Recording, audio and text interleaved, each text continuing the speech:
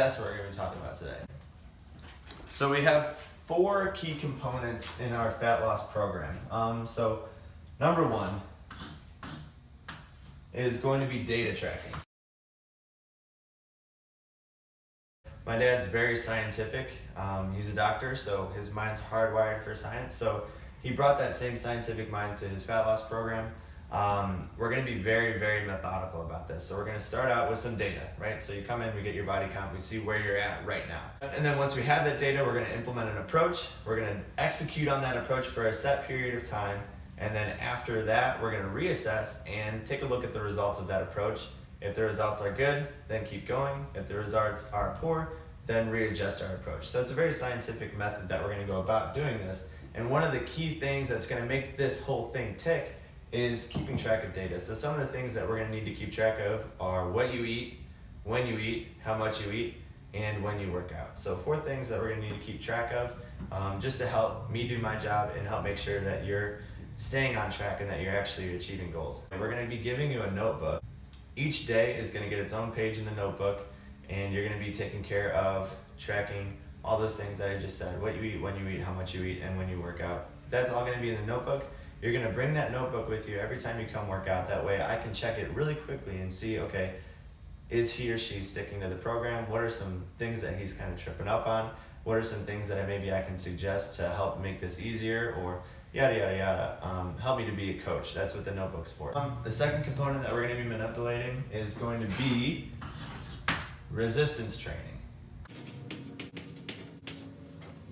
So resistance training, this is POE. That's what we're all about. That's what we started with. So you got to know that resistance training is going to be a pretty key part of this.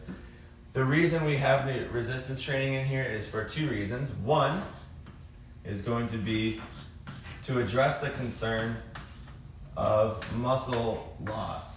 So if you're between the ages of 40 to 60 and you haven't been doing any intense resistance training since the time you were 30, you can bet you've lost 8 to 25 pounds of muscle, which is going to result in a decrease in your metabolism of 200 to 600 calories every day. So those 200 to 600 calories that you're not burning, that you were burning before you lost all this muscle. So addressing this problem right here is going to make it a lot easier for you to not only lose the fat, but keep it off as you continue to age. So muscle loss is going to be one of the things that resistance training does a really, really good job at. That's why it's part of the program. So the second reason for resistance training in this program is going to be calorie allocation. I'm going to erase all of this so I can draw up an example real quick to show you what I mean by that. Okay. All right, so I'm going to explain this idea using a train track metaphor. So this is our train track, okay? And you can see that there's an intersection where the train can either go left or the train can either go right. Okay, so back up to the food.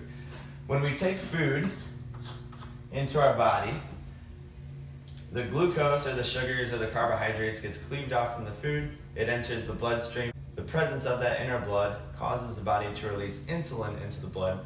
The insulin then goes to our fat cells and our muscle cells to open that cell up to receive the nutrients from the food that we took in. So the proteins, the carbs, the fats. Okay, so general belief is that where this food goes is random, right? So we don't really know how much food is going to go to our fat and how much food is going to go to our muscles, right? However, some new science is coming out that's saying, hey, by doing some intense strength training right before you eat, you can greatly manipulate where this food goes, right? So think about it this way. If you have a train that's coming down these tracks, you could flip this switch right here and send it down the left track, right? As opposed to the right track, right? So the food's coming into the body, we do some intense resistance training, and the food, it just makes logical sense, right? If we're using our muscles, the body's gonna allocate those resources towards where it's needed, towards the muscle. So that's another reason for the resistance training in our program. So that's what you're going to be doing. You're going to be using the pocket POE to do just a minute of intense resistance training right before you eat anything. And hopefully with that, what studies are showing is that we'll be able to send more of those calories towards your muscle and less towards your fat. Now we've been doing this for only a couple weeks here. We just found out about it recently and took a look at the studies. And subjectively feels like it's working. So I'm really excited for you guys to be experimenting and pioneering this new science that's out there. So that takes care of resistance training. Again, we're going to be doing the resistance training to try to battle muscle loss, and we're going to try to do it for calorie allocation. So more of the calories are going towards our muscle and less are going towards our fat. We're back. I ran out of space on my video camera, so we're back here the next day. We're going to finish this video. Okay. So when we left off, we were talking about nutrition. Okay? And the first part of nutrition is going to be what you eat, okay? So let's dive into that real quick. So in regards to what you're putting into your body, it's pretty straightforward, it's pretty simple. Everybody knows generally what they need to be eating. You need to be taking in clean proteins, you need to be taking in a lot of vegetables, drinking a lot of water, right? Things to make your body healthy and give it the nourishment, the nutrients that it needs, right? So with this program, we're not going to be relying too heavily on what you're taking in, because we really believe that if you hyper restrict your diet and cut out certain foods, it's going to work short term, but long term, you're just not going to stick with it. So initially, we're not going to restrict you on what you're eating, but we do want you to keep really good track of it in your journal. So in your journal, just make sure that you're writing down all the ingredients that are going into your food. You don't have to include spices and herbs and things like that. That would be a little bit overkill. But take the taco, for example. Rather than just writing taco for meal 1 or meal 2 or whatever it is, write down that you had a taco shell, that you had 6 ounces of ground beef. Write down that you had chopped lettuce or chopped onions. All those things help so we can see how well of a balanced diet you have. And like I said, it'll help us pinpoint things that may be holding you back. Okay, so that's what you're going to be doing in regards to what you're eating. Just tracking what foods you're putting into your body, right? And then your trainer and you will work together to figure out, do you need to cut certain things out? Do you need to add certain things? So pretty simple, pretty straightforward in regards to what you're eating. All right, let's go on to the next thing, which is how much you're eating. Now during phase 1, we're not going to be setting a calorie restriction. Where this does come into play would be later, maybe phase 3, maybe phase 4, when we're doing the intermittent fasting, we're doing the workouts before we eat, we're hitting POE consistently, we're drinking a lot of water, we're making sure that our nutrients are there and that we're not eating too much junk food. At that point, if we feel like the body comp says that we're not getting results as fast as we want to, then that's when we introduce maybe a little bit of caloric restriction, right? So we'll take a look. The body composition unit that we have is going to give us a really, really accurate idea of what your BMR is, or your basal metabolic rate. So how many calories your body's burning in a day. So we'll be able to use that data to see, okay, your body's naturally burning 2,000 calories a day. Let's make sure that you're not taking in any more than 1,700 calories a day. Do that for a couple weeks, see what the results are, and then further adjust. So like I said, same thing with what you're eating. We're not going to be restricting it right off the bat. And we may not even need to restrict it at all, which is really, really great. All right, so how much you eat, pretty straightforward there, pretty simple, and we'll kind of play with it as we go. Again, phase 1, we're not going to be playing with it at all. Phase 3, phase 4, we might introduce a little bit of caloric restriction depending on how quickly you're progressing and how quickly you want to progress. All right, very good. Next one. Intermittent fasting, if you haven't heard of what it is, it's essentially abstaining from food for a set period of time. So a lot of people do 12 to 16 hours, some people do 24, some people do 48. With the POE fat loss program, we're going to be starting folks out on 12 to 16 hour fasts, which is actually surprisingly easy, and it has a slew of positive health benefits. In fact, you're going to notice greater mental clarity, you might start sleeping better, your energy levels are going to go up just from doing this intermittent fasting.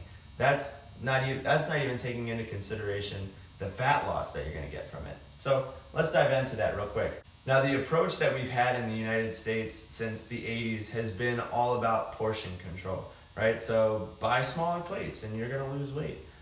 Track your calories and you'll lose weight. It's really not that simple, and quite frankly, it just doesn't work, right? We've been getting told that advice since the 80s, and Americans are more obese than they've ever been.